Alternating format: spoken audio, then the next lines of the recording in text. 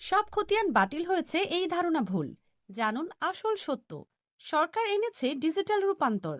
বাংলাদেশের সাম্প্রতিক সময়ে একটি প্রশ্ন অনেকের মনে বিভ্রান্তি তৈরি করেছে। সকল প্রকার রেকর্ড খতিয়ান বাতিল হয়েছে কি? অনেকেই ভাবছেন, যদি খতিয়ান বাতিল হয় তবে জমির মালিকানা প্রমাণ, নামজারি বা খাজনা প্রদান কিভাবে সম্ভব হবে। আসলে বিষয়টি কি তা নিয়েই আজকের ভিডিও।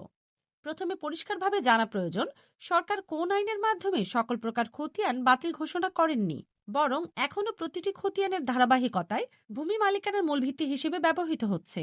বর্তমানে জমির মালিকানা প্রমাণে ব্যবহৃত প্রধান খতিয়ানগুলো হল CS, SA, RS, BS, BDS. প্রতিটি খতিয়ানই একটি নির্দিষ্ট সময়কালকে প্রতিনিধিত্ব করে এবং জমির মালিকানা নির্ধারণে গুরুত্বপূর্ণ আইনগত দলিল হিসেবে গণ্য হয়। বাংলাদেশের খতিয়ান প্রথা শুরু ব্রিটিশ শাসন আমলে 1888 সালে সিএস খতিয়ান দিয়ে। পরবর্তীতে পাকিস্তান আমলে শুরু হয় এসএ খতিয়ান, আর স্বাধীনতার পর প্রবর্তিত হয় আরএস ও বিএস খতিয়ান। বর্তমানে সিএস খতিয়ান প্রায় 137 বছরের পুরনো, তবে এখনও তা ঐতিহাসিক দলিল হিসেবে প্রাসঙ্গিক। যদি কেউ তার জমি বিক্রি করে দেন এবং ক্রেতা সেটির নামজারি করে দখলে নেন, তাহলে বিক্রেতার নামে থাকা পুরনো খতিয়ান ভবিষ্যতে আইনগতভাবে তার প্রমাণ হিসেবে কার্যকর থাকে না। তবে ক্রেতার জন্য সেই খতিয়ানই একটি গুরুত্বপূর্ণ দলিল হিসেবে গণ্য হয়, কারণ এটি জমির মালিকানা হস্তান্তরের ইতিহাস বহন করে। অর্থাৎ জমির ক্রয় বিক্রয়ের ধারাবাহিক প্রমাণই আসল, কোনো পুরনো খতিয়ান নয়।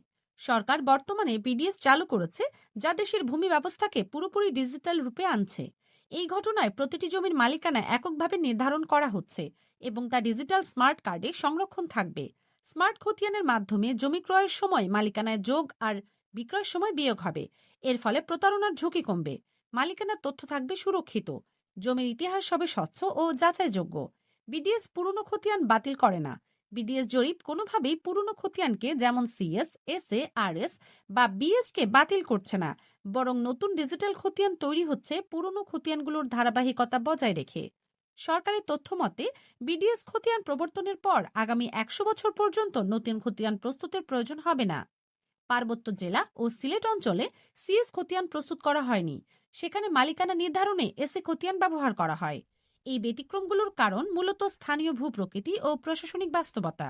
সরকার কখনো সব খতিয়ান বাতিল ঘোষণা করেননি, বরং বিদ্যমান খতিয়ান ব্যবস্থাকে ডিজিটাল ও আধুনিক রূপে রূপান্তর করেছে। মালিকানা যাচাইয়ের মূল ভিত্তি এখনো আগের মতোই, দলিল, দখল ও নামজারির ধারাবাহিকতা। আপনি যা করবেন, আপনার পুরনো খতিয়ান ও দলিল সংরক্ষণ করুন, নিয়মিত খাজনা ও নামজারির হালনাগাদ করুন, বিডিএস স্মার্ট খতিয়ান চালু হলে তা সংগ্রহ করুন। যারা উদ্বিগ্ন সব খতিয়ান বাতিল হয়ে গেছে ভেবে, তাদের জানিয়ে রাখা ভালো, আপনার বৈধ দলিল, নামজারি ও খতিয়ান থাকলে আপনি সম্পূর্ণ নিরাপদ। সরকার বাতিল নয়, বরং ভূমি মালিকানা ব্যবস্থাকে স্মার্ট রূপে রূপান্তরিত করছে। আইনি তথ্য বা পরামর্শ জানতে আমাদের ফলো করুন।